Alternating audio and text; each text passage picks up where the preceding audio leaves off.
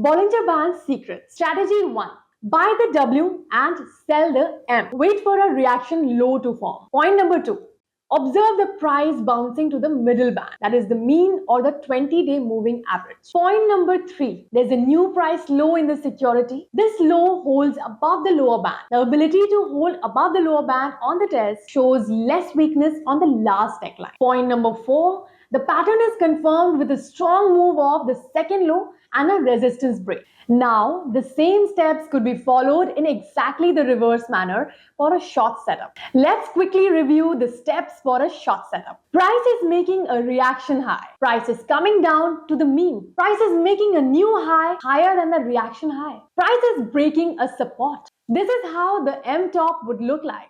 For more such interesting and insightful videos, subscribe to Hedged on YouTube now.